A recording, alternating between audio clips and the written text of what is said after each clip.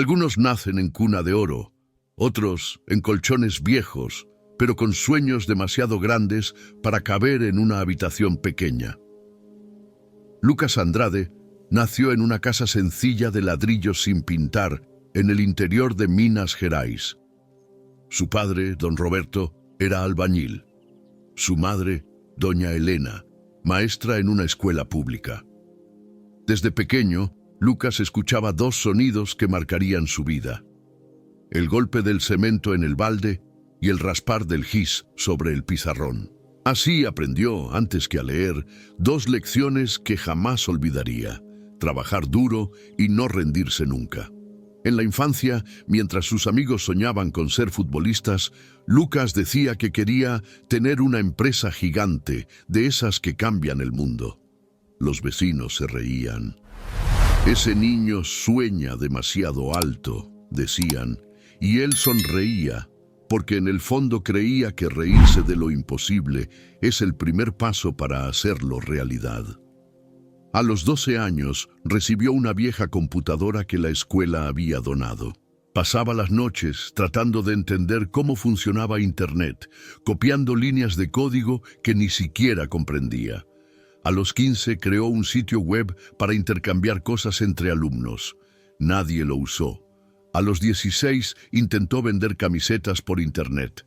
Nadie compró, pero nunca se detuvo. Su padre le decía: «Hijo, deberías pensar en un trabajo de verdad». Y Lucas respondía con una sonrisa cansada: «Papá, yo voy a crear mi propio trabajo». Mientras los demás salían a fiestas, él se encerraba en su cuarto programando.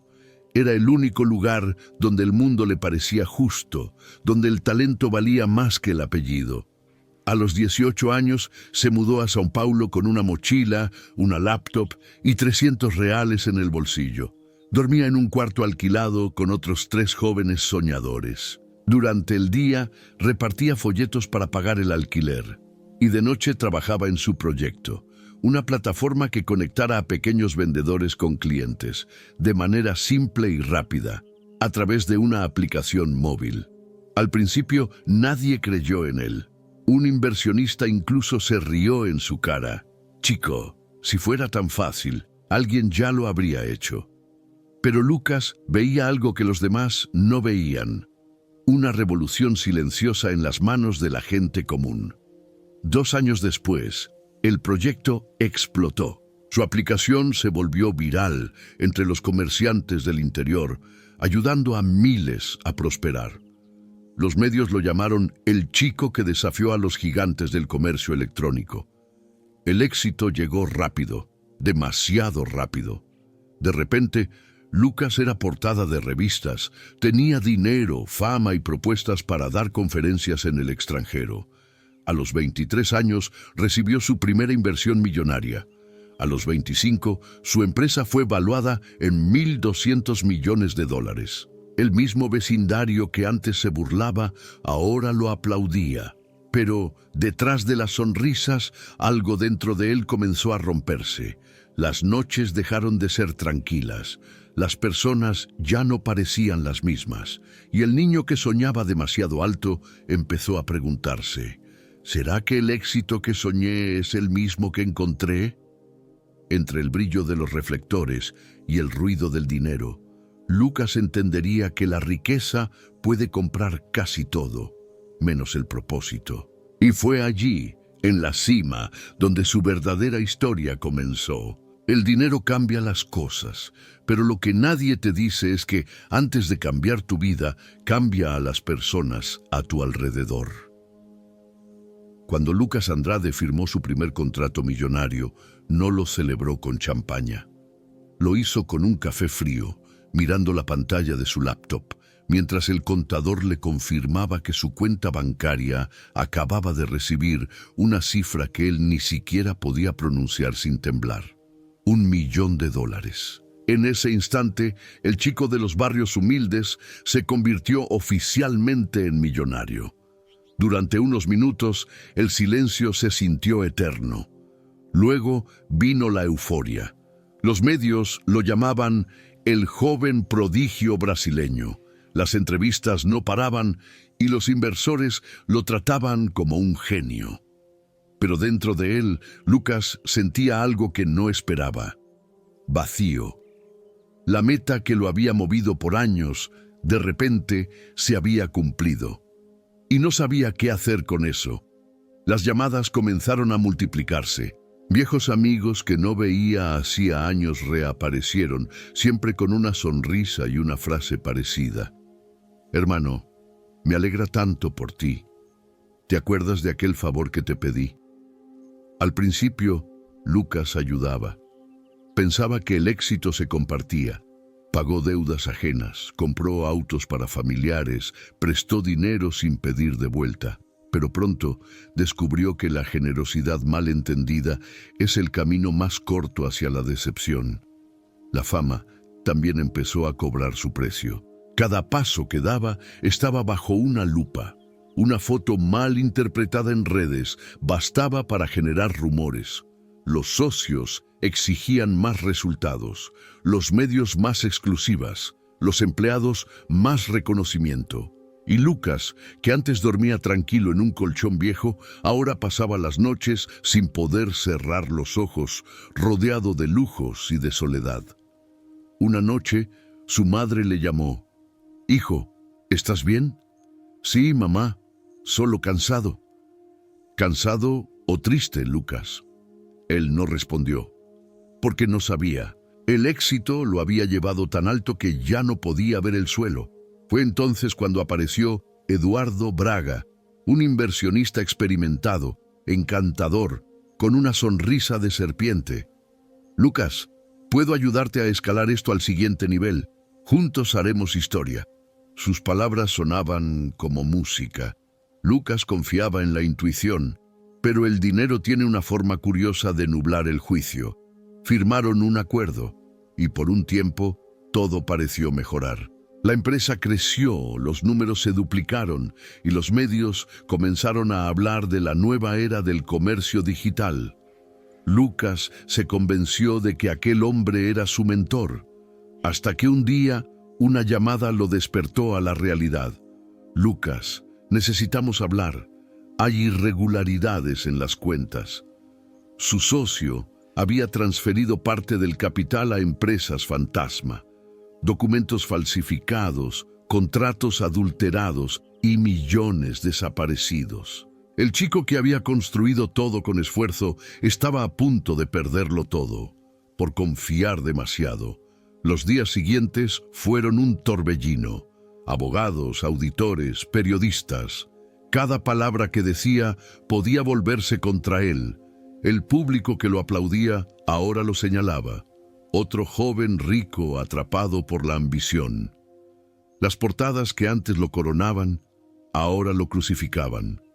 En medio del caos, Lucas se miró al espejo. El reflejo no le devolvía al muchacho de 18 años con ojos llenos de esperanza. Ahora veía a un hombre cansado, rodeado de sombras, preguntándose dónde había perdido su esencia.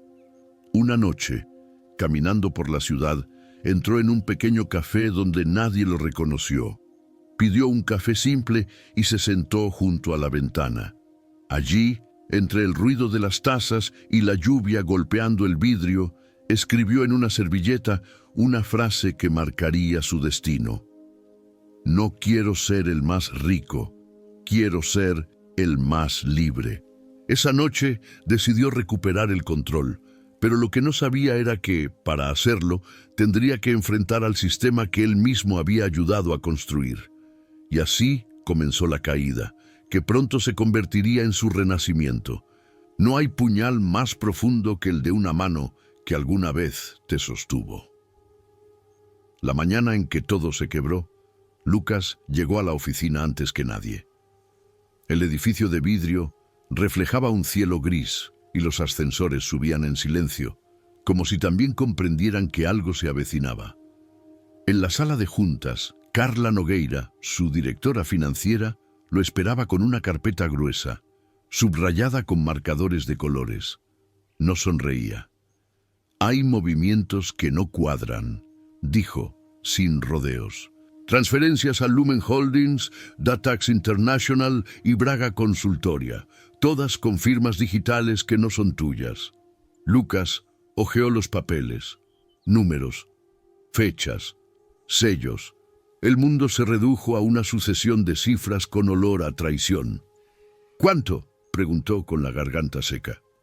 Suficiente para poner en riesgo la compañía, respondió Carla. Y suficiente para que te culpen a ti. Eduardo Braga había enseñado a Lucas a levantar capital, a negociar con fondos y a hablar el idioma de los grandes. Confía en mí, repetía con esa voz de terciopelo. Ahora su nombre aparecía ligado a empresas fantasma. La mentoría había sido una jaula de oro. Lucas respiró hondo, buscando el aire como quien busca una salida de emergencia. Llamó a Eduardo. 3 tonos. 4. Buzón.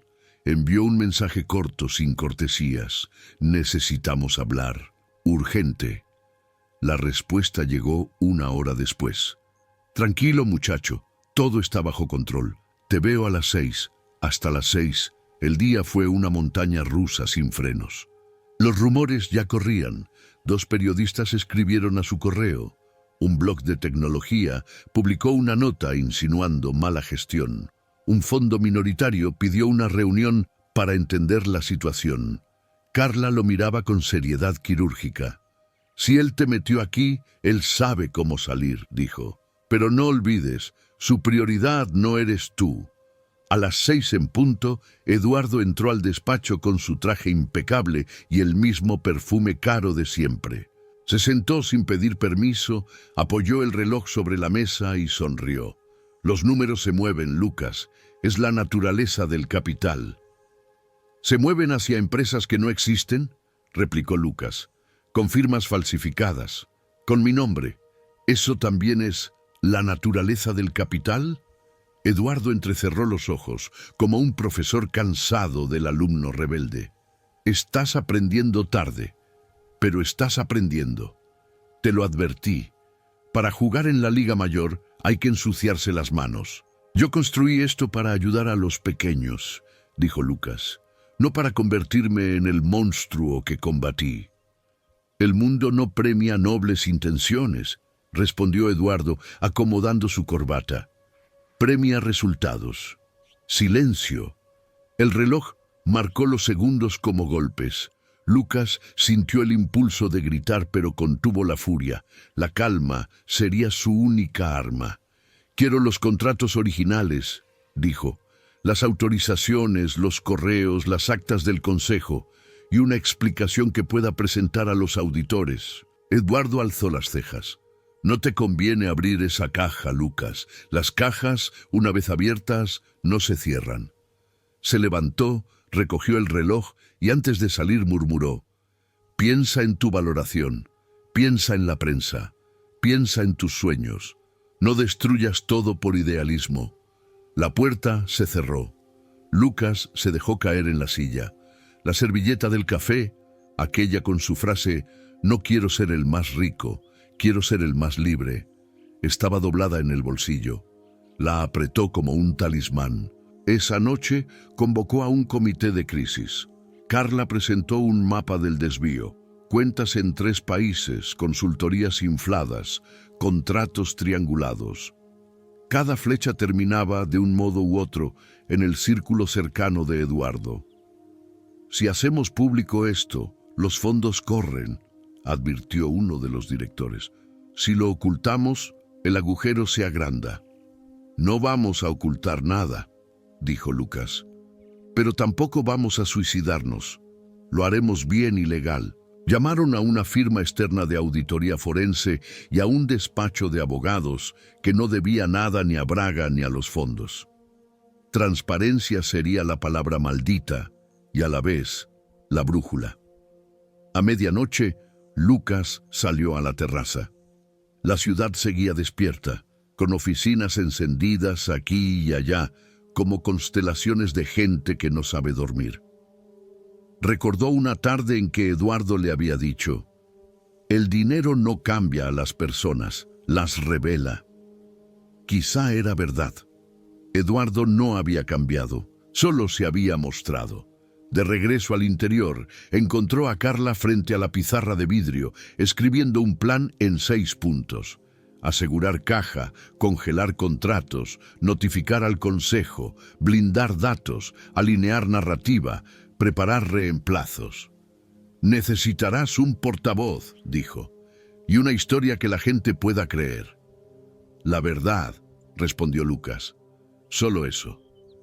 Carla sonrió, cansada. «La verdad funciona, si estás dispuesto a pagarla». Al amanecer, Lucas convocó a una reunión extraordinaria del consejo.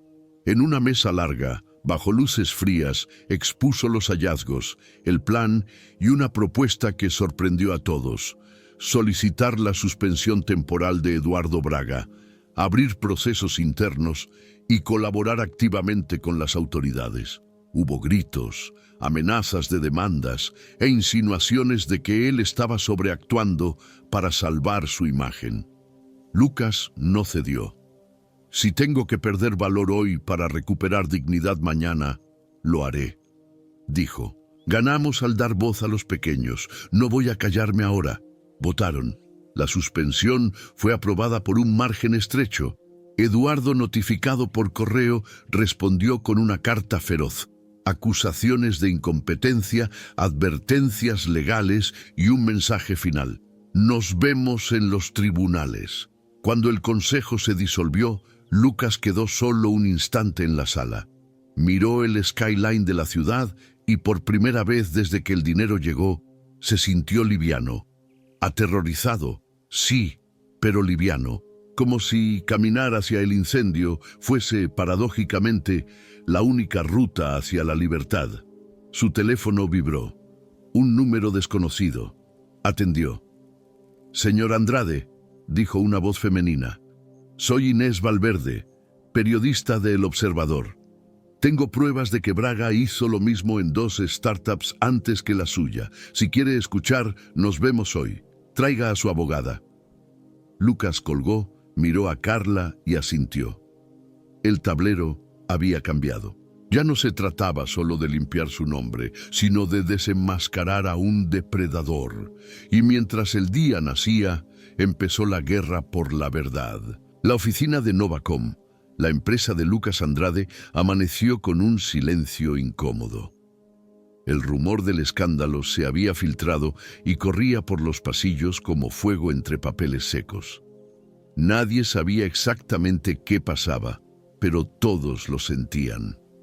Algo enorme se había roto.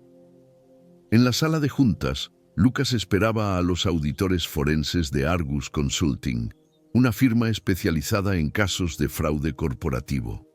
Eran 3. Una mujer de mirada afilada llamada Patricia Lemos y 2 hombres con trajes sin una arruga. Entraron sin sonreír, sin cortesías. Venían a hacer su trabajo. «Necesitaremos acceso completo a todas las bases de datos, contratos y correos corporativos», dijo Patricia dejando una carpeta sobre la mesa. «Y necesitaremos su autorización, señor Andrade, para investigar también sus comunicaciones personales durante el periodo relevante». Lucas asintió. «No tengo nada que ocultar». Patricia lo miró seria. Ojalá todos los culpables empezaran así. Durante las siguientes semanas, la empresa se convirtió en un campo de batalla. Los auditores revisaban cada línea contable, cada transferencia, cada reunión grabada. Los empleados eran interrogados uno a uno. Algunos lloraban, otros mentían, y unos pocos, los más fieles, se quedaban hasta tarde revisando documentos junto a Lucas y Carla. En los pasillos, la paranoia crecía. ¿A quién despedirán? ¿Qué sabía Lucas? Dicen que Braga va a hundirlo. Lucas apenas dormía. En su apartamento, el lujo había perdido el brillo. Las luces de la ciudad entraban por el ventanal como un recordatorio constante de que todo podía desaparecer.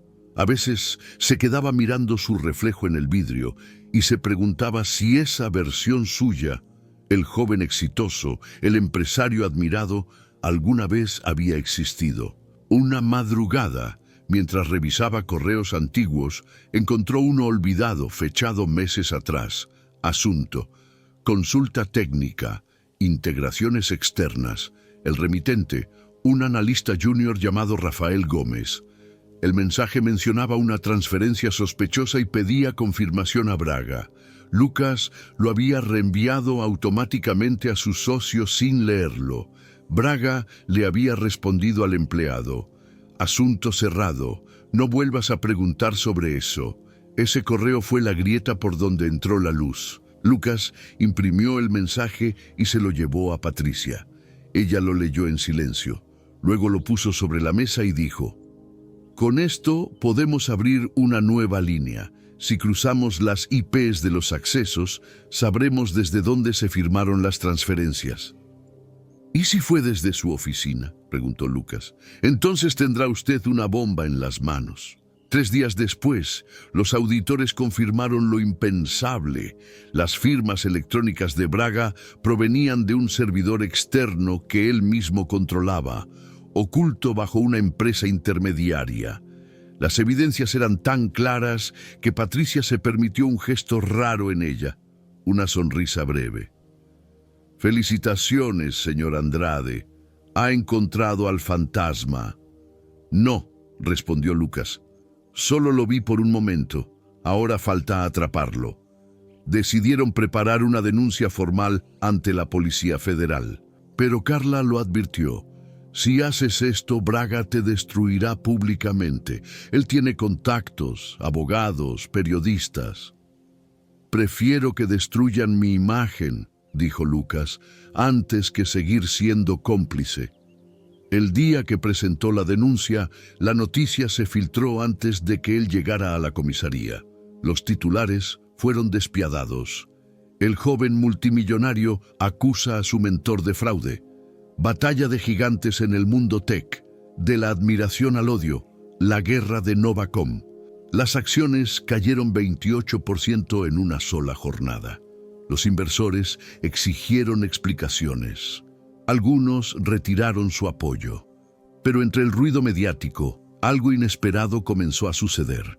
Los pequeños comerciantes, aquellos que usaban su plataforma, empezaron a escribirle mensajes de apoyo. «No nos abandones, Lucas. Te creemos. Tu lucha también es la nuestra». Esa ola de voces anónimas fue su refugio. Por primera vez en meses, sintió que no estaba solo. Una noche, Patricia lo llamó desde su oficina. «Tenemos algo más», dijo. «Encontramos un patrón de pagos a una cuenta vinculada con un político regional. Braga estaba usando tu empresa para lavar dinero de campañas». Lucas se quedó en silencio. «¿Tienes pruebas?» «Suficientes para hundirlo y para ponerte en peligro». El silencio se volvió pesado. La corrupción que había creído lejana ahora tocaba su puerta. Comprendió que el juego era mucho más grande de lo que imaginaba. Miró por la ventana. Afuera, la ciudad seguía girando, indiferente. En el reflejo del cristal volvió a ver al chico del barrio humilde, al que soñaba con cambiar el mundo, y murmuró, casi como una promesa: «Si tengo que caer otra vez, caeré peleando». El informe de la auditoría se cerró 2 semanas después, 347 páginas. Título: Informe Especial, Caso Braga. En la última línea, Patricia escribió: «Se recomienda remitir los hallazgos al Ministerio Público y considerar la destitución inmediata de los implicados». Lucas firmó el documento. «Ahora sí», dijo, «empieza la guerra de verdad, y en esa guerra descubriría que la verdad no siempre libera. A veces también condena». El informe de la auditoría cayó como un rayo. 347 páginas que podían incendiar medio mundo corporativo. Lucas Andrade lo había leído 3 veces, subrayando cada línea, cada cifra. Era imposible negar la magnitud del fraude. Braga había usado su empresa como vehículo para lavar millones de dinero político. La denuncia estaba lista. Pero antes de entregarla a las autoridades, algo empezó a moverse en las sombras. Esa mañana, Carla entró en su oficina con el rostro pálido. Lucas, los correos de Patricia desaparecieron del servidor y los archivos de respaldo también. ¿Qué? ¿Cómo? Alguien borró todo desde dentro. Nivel de acceso administrativo. Lucas se levantó de golpe. ¿Quién más tiene esas credenciales? Carla dudó.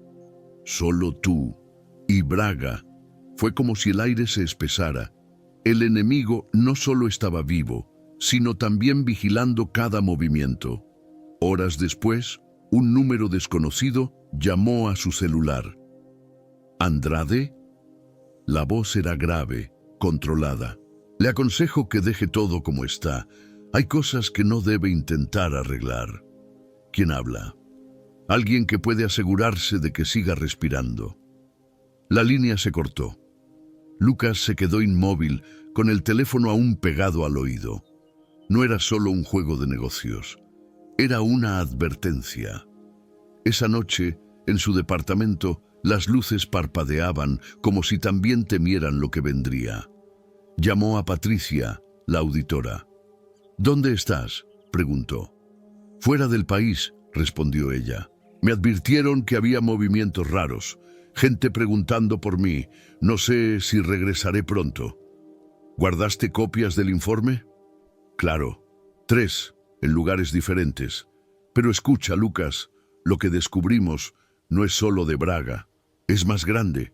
Hay políticos, bancos y una red internacional de empresas fantasmas. Silencio. ¿Y si lo publico?, preguntó él. Entonces firmarás tu sentencia. Durante los días siguientes, Lucas sintió el peso del aislamiento. Los medios que antes lo perseguían por declaraciones, ahora lo evitaban. Los inversionistas guardaban silencio. Algunos empleados renunciaron sin previo aviso. Era como si una orden invisible hubiera circulado. No hablen con Andrade. Carla intentó mantener la calma. Podemos resistir, decía, pero necesitamos aliados. ¿Quién querría aliarse con alguien marcado?, respondía él, cansado. Una tarde, mientras caminaba por la avenida Paulista, un hombre se le acercó. Traje gris, gafas oscuras. «Señor Andrade», dijo con voz neutra, «vengo de parte de personas que pueden ayudarlo». Lucas no respondió. Si coopera, su caso desaparecerá. Si insiste, su vida se volverá un infierno. Le entregó un sobre y se marchó. Dentro había una sola hoja, una lista de nombres. Todos eran funcionarios de alto nivel, y al final una frase escrita a mano. El silencio también se paga. Esa noche, Lucas no durmió. Se debatía entre el miedo y la rabia. El chico que había construido una empresa para ayudar a los pequeños comerciantes, ahora estaba atrapado en la telaraña de los grandes.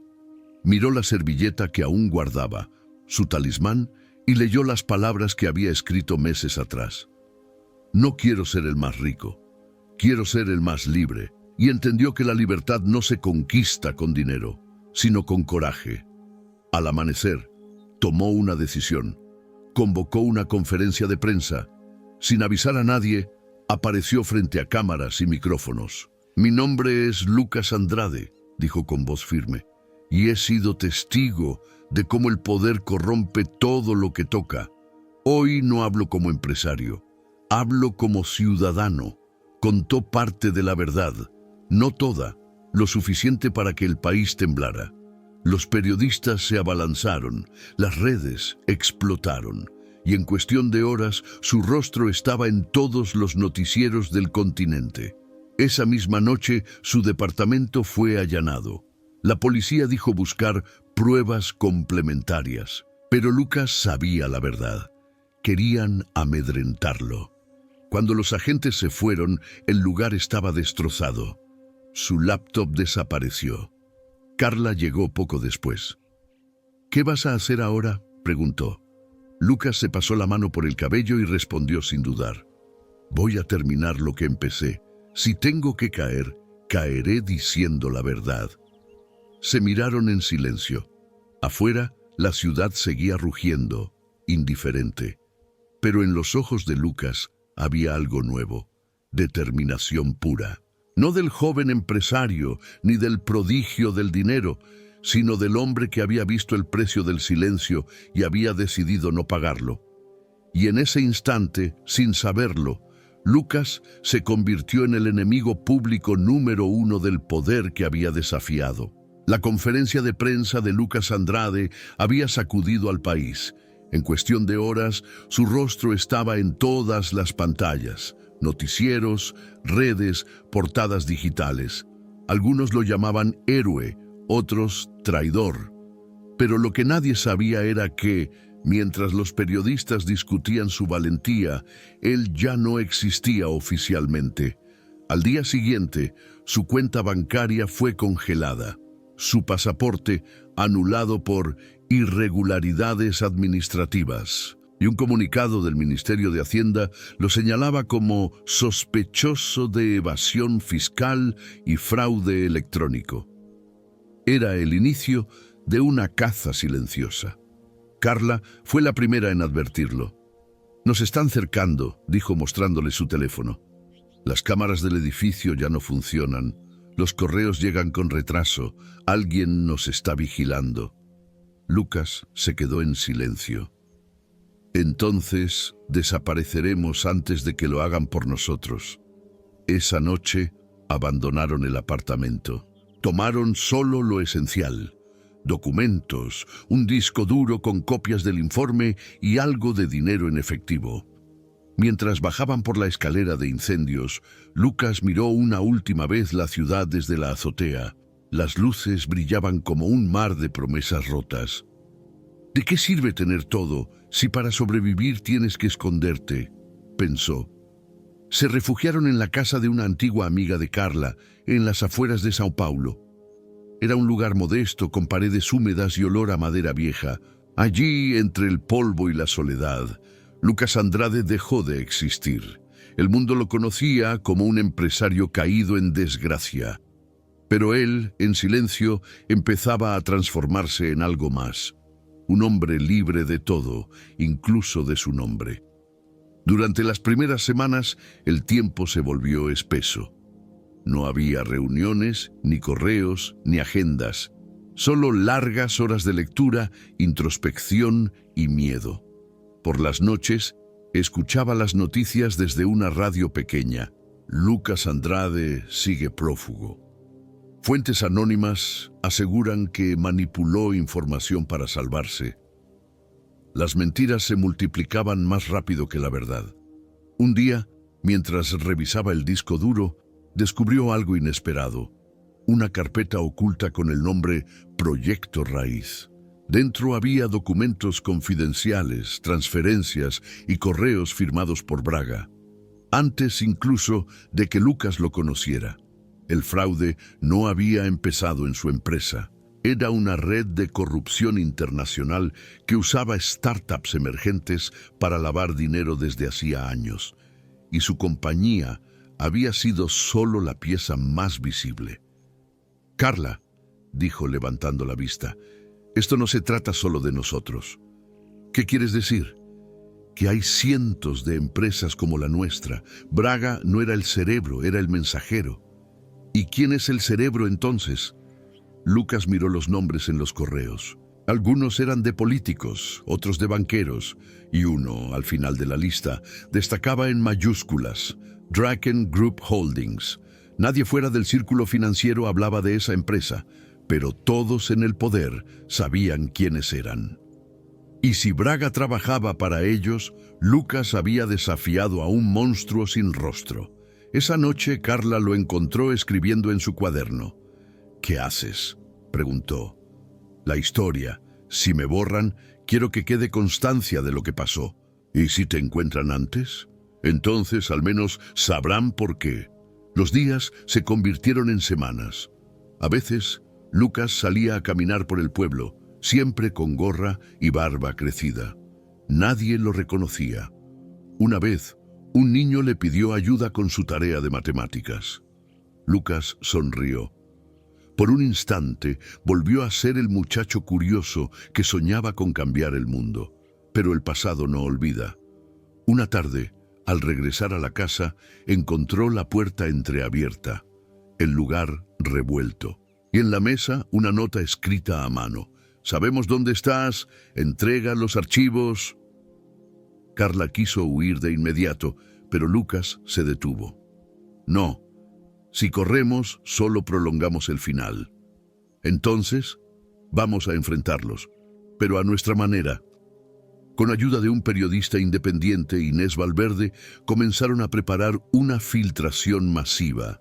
Miles de correos, contratos y registros financieros que expondrían a todos los involucrados.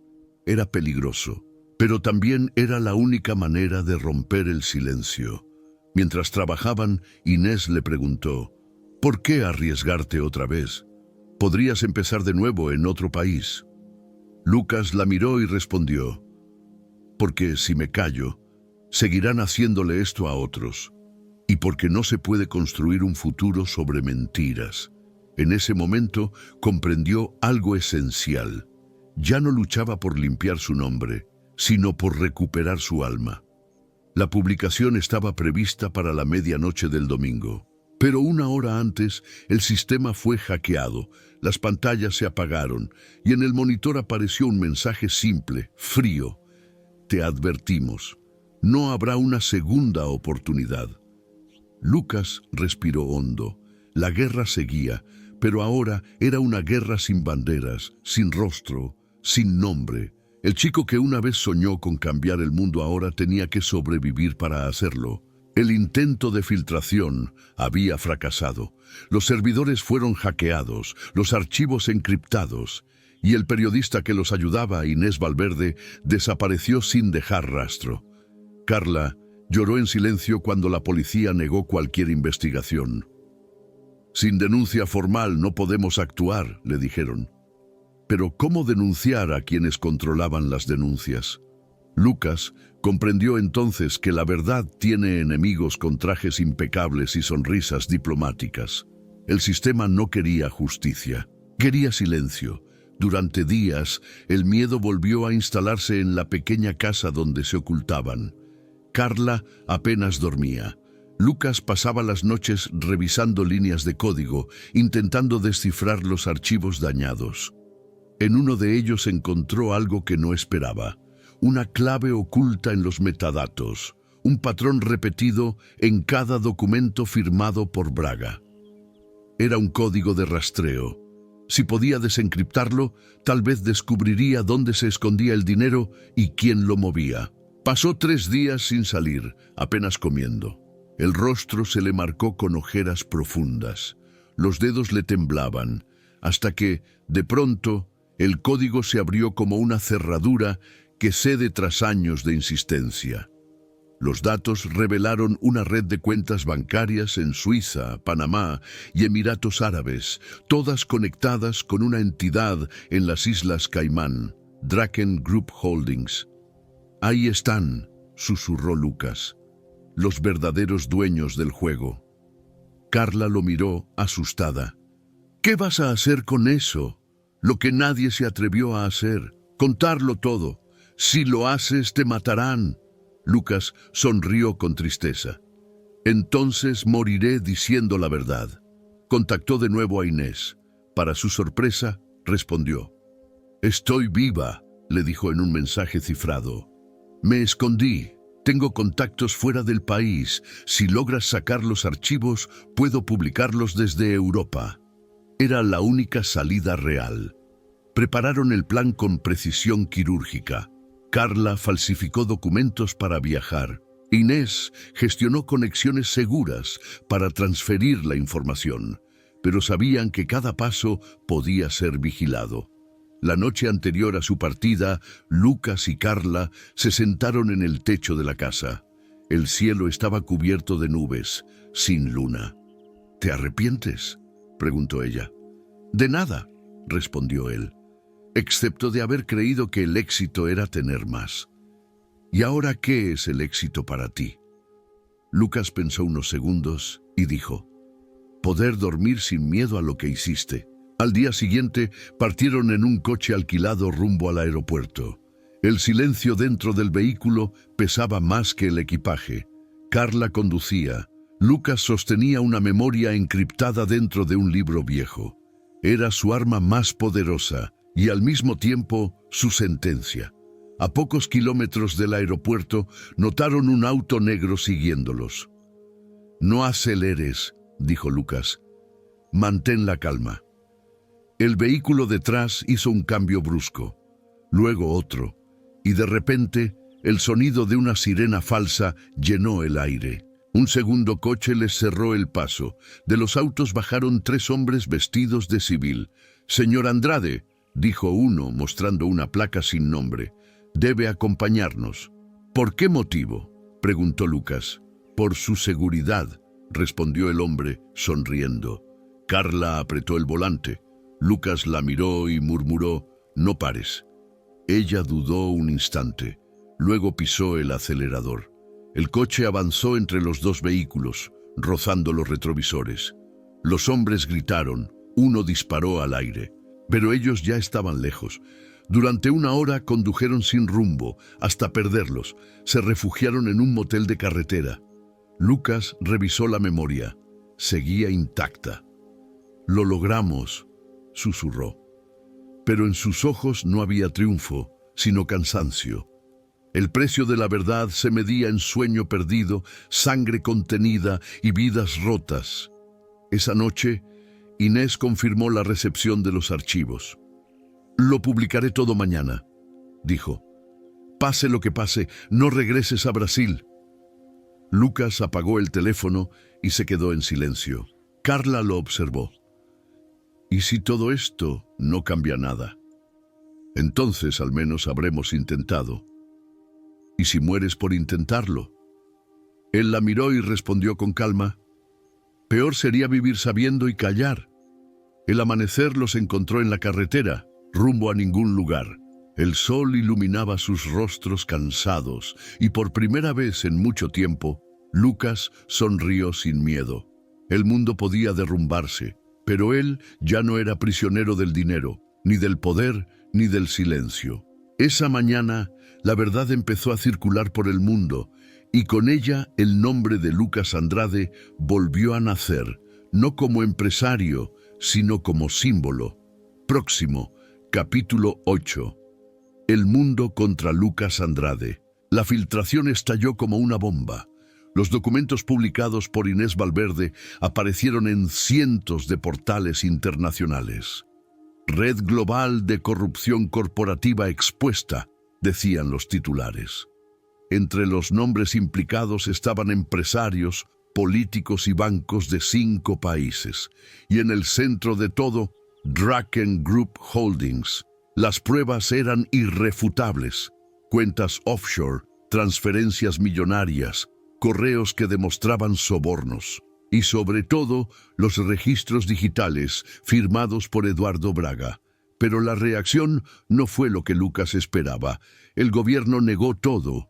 Los medios tradicionales comenzaron a dudar de la autenticidad de los archivos. Analistas televisivos lo llamaban oportunista, traidor a su país, empresario resentido. Y los portales que habían publicado la historia comenzaron, uno por uno, a borrar las notas. El poder no necesitaba refutar la verdad, solo ahogarla en ruido. Desde el pequeño motel donde se escondían, Lucas y Carla veían las noticias con incredulidad. «Nos están convirtiendo en los villanos», dijo ella, apretando los puños. «Siempre lo hacen», respondió él. «La verdad incomoda demasiado para ser popular». Horas después llegaron las amenazas. Correos anónimos, llamadas desde números desconocidos, incluso mensajes en foros donde lo acusaban de espía extranjero. Su rostro volvió a las pantallas, pero esta vez con una etiqueta diferente. Lucas Andrade, el hombre que quiso destruir la economía brasileña. Carla temblaba de rabia. «Esto es una locura. Te están crucificando por decir la verdad». Lucas se mantuvo en silencio.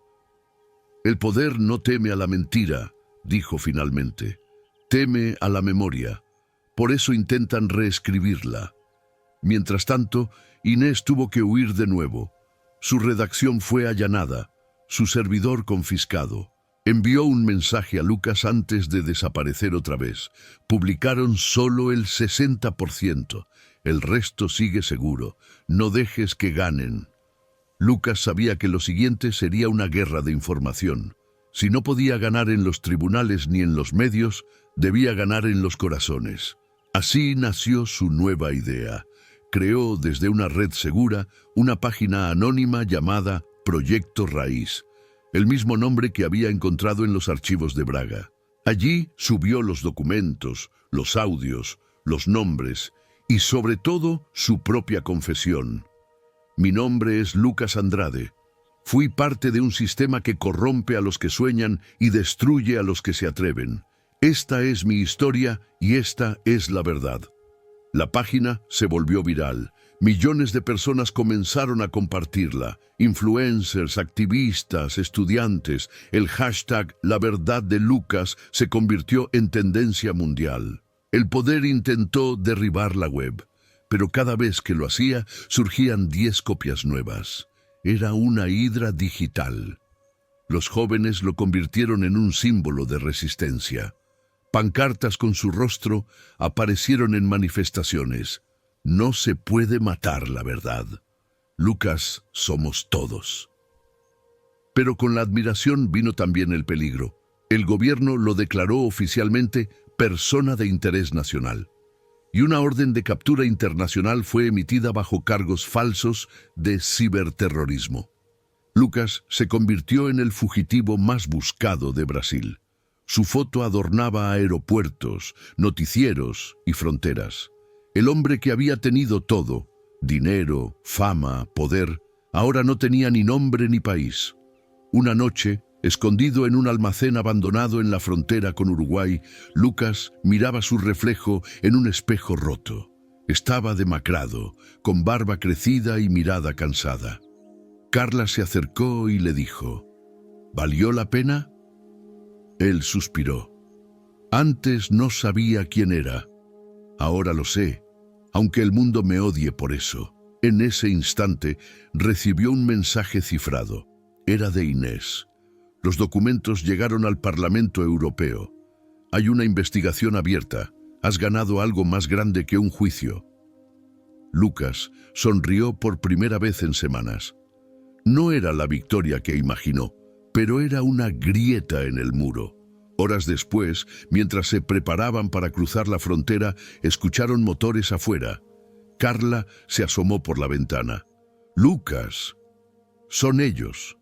Él respiró profundo y dijo con calma, «Entonces, no corras, no más». Los reflectores iluminaron la entrada.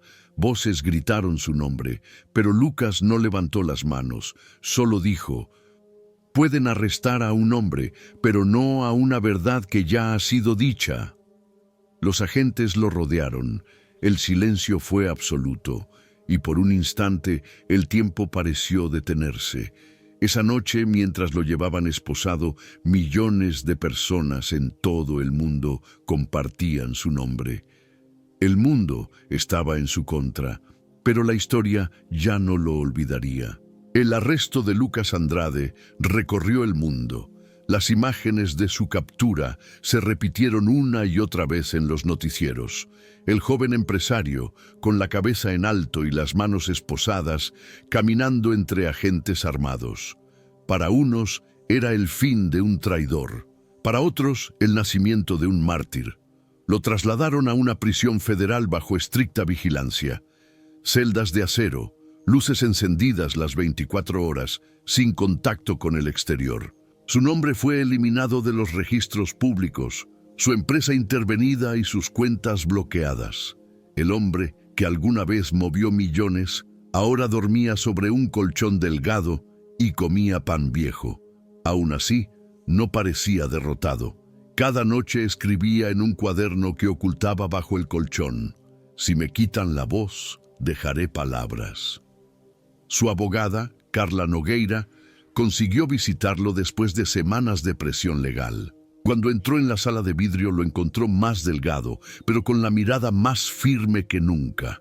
Estás en todos lados, le dijo ella. Hay protestas en Sao Paulo, Lisboa, Buenos Aires. La gente exige tu libertad. Lucas sonrió débilmente. El ruido no es libertad, Carla, pero es un comienzo. El gobierno anunció un juicio público. Querían demostrar que el caso Andrade no era persecución política, sino justicia. Pero todos sabían que era una farsa cuidadosamente montada. Los fiscales presentaron pruebas manipuladas, documentos falsificados y testimonios de empleados comprados. Y, como si fuera poco, Eduardo Braga, su exmentor, había reaparecido, como testigo estrella de la acusación. El día del juicio, la sala estaba llena. Cámaras, periodistas, diplomáticos. En el centro, Lucas, vestido con ropa simple, sostenía la servilleta doblada en su bolsillo, la misma en la que años atrás había escrito: «No quiero ser el más rico, quiero ser el más libre». El juez abrió la sesión con tono solemne. «Señor Andrade, se le acusa de fraude, espionaje digital y conspiración contra la seguridad económica del Estado. ¿Cómo se declara?». Lucas levantó la mirada. Culpable de haber creído que la verdad podía cambiar el mundo. El murmullo llenó la sala. El fiscal golpeó la mesa. «No estamos aquí para discursos, pero es lo único que ustedes no pueden controlar», respondió Lucas. «La palabra». Durante días, los medios transmitieron cada minuto del proceso. Braga declaró con falsa calma, afirmando que Lucas había manipulado los sistemas y fabricado pruebas. Cuando le preguntaron si existía relación con Draken Group Holdings, fingió sorpresa. «No sé de qué me habla, pero las cámaras captaron un leve temblor en su mano derecha y millones lo vieron». Carla, en su defensa, presentó extractos del informe original de la auditoría, respaldos digitales y grabaciones de voz. Pero los jueces ignoraban gran parte de las pruebas. Las órdenes venían desde arriba. Lucas lo sabía y, sin embargo, no callaba. Cada vez que le daban la palabra, hablaba al público, no al tribunal. «Hoy me juzgan a mí, pero mañana puede ser cualquiera que diga la verdad». No se puede condenar una conciencia, solo encerrarla. Sus frases se viralizaban fuera del tribunal, convertidas en himnos, pancartas y murales. Las calles de Sao Paulo se llenaron de manifestantes. Miles gritaban su nombre. En redes sociales, el hashtag Liberen a Lucas se convirtió en tendencia global. Y cuando el juez anunció la sentencia, 30 años de prisión, el país entero estalló. En el exterior, los disturbios crecieron. Manifestantes chocaban con la policía y en medio del caos, una noticia sacudió todo. El Parlamento Europeo había emitido una orden internacional para investigar a Draken Group Holdings. Las pruebas publicadas por Inés finalmente habían sido verificadas. La opinión pública cambió de un día para otro. Los medios, que antes lo condenaban, comenzaron a dudar. Braga desapareció misteriosamente del país, y dentro de la prisión, Lucas escuchó los rumores con una calma casi mística. Carla fue a verlo. «Lo logramos, van a revisar el caso». «No, Carla», respondió él con serenidad. «Lo lograron ellos, los que no se rindieron allá afuera». Esa noche, desde su celda, escribió en su cuaderno: «No temo al encierro, temo a la indiferencia. La libertad no es un lugar, es una decisión». Mientras tanto, fuera de los muros, su historia ya no era solo una noticia. Era un símbolo global de resistencia contra la corrupción. Escuelas lo usaban como ejemplo. Activistas citaban sus palabras. Y aunque seguía preso, su voz era más libre que nunca. A veces, el hombre que encierran es el que abre la puerta para todos los demás. Próximo, capítulo 10.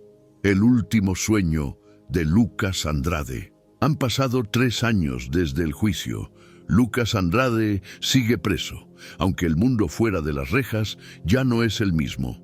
El caso Draken Group Holdings provocó investigaciones internacionales, caídas de ministros, sanciones a bancos y el arresto de empresarios intocables. Su nombre, que una vez fue sinónimo de escándalo, ahora es símbolo de integridad. La prisión donde cumple condena está en el interior de Minas Gerais, no lejos del barrio donde nació.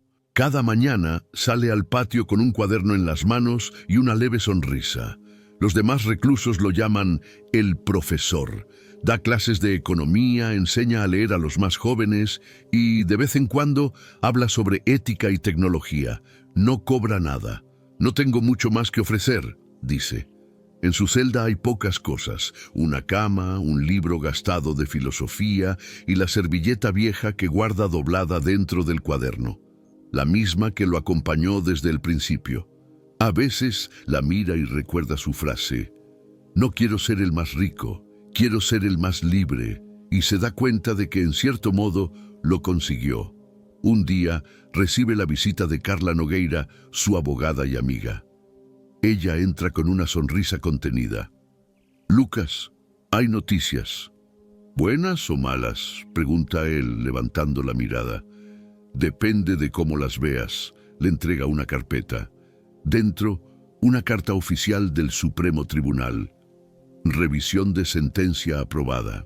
La investigación internacional había demostrado que las pruebas en su contra fueron manipuladas. Su inocencia era innegable. Lucas no reacciona de inmediato, solo se sienta en silencio. Carla lo observa, confundida. ¿No estás feliz? Vas a ser libre. Él sonríe con calma. Ya lo soy, Carla.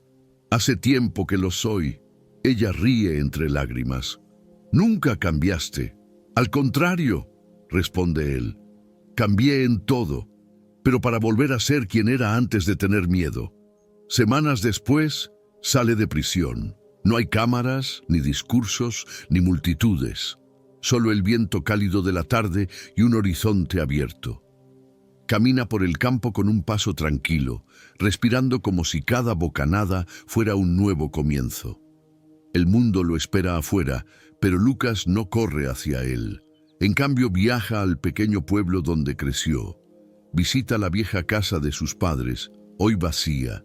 El muro está cubierto de enredaderas, el portón oxidado. Dentro todo parece detenido en el tiempo.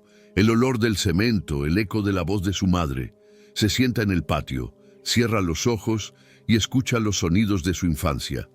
Por un momento, vuelve a ser el niño que soñaba alto. Días después, una fundación internacional le ofrece trabajo como asesor en temas de transparencia y ética tecnológica. Pero él duda. No quiero volver a los despachos, dice. Quiero trabajar con la gente. Así nace su nuevo proyecto, Raíz Humana, una organización sin fines de lucro que enseña a jóvenes de bajos recursos sobre innovación ética y emprendimiento social. Sin inversores, sin fondos ocultos, sin ambiciones de poder, solo propósito. En una entrevista grabada meses después, un periodista le pregunta: «Lucas, después de todo lo que viviste, ¿valió la pena?».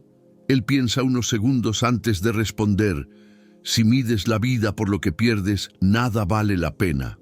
Pero si la mides por lo que aprendes, entonces cada caída te enseña a volar». El periodista sonríe. «¿Y qué aprendiste tú?». Lucas mira a la cámara con los ojos tranquilos. Que el dinero compra tiempo, pero no destino, y que el poder no corrompe a todos, solo a los que olvidan quiénes son. Su historia inspira libros, documentales y películas, pero él vive lejos de todo eso, en una casa sencilla, rodeado de árboles. Cada mañana camina descalzo por el pasto y escribe en su cuaderno. Ya no habla de negocios, sino de libertad, compasión y propósito. Una tarde, un niño de su programa le pregunta: «Profesor, ¿usted fue un millonario de verdad?». Lucas ríe. «Sí, lo fui, pero no entendía nada». «¿Y ahora es pobre?». Lucas mira el cielo y responde: «No, ahora soy rico de verdad».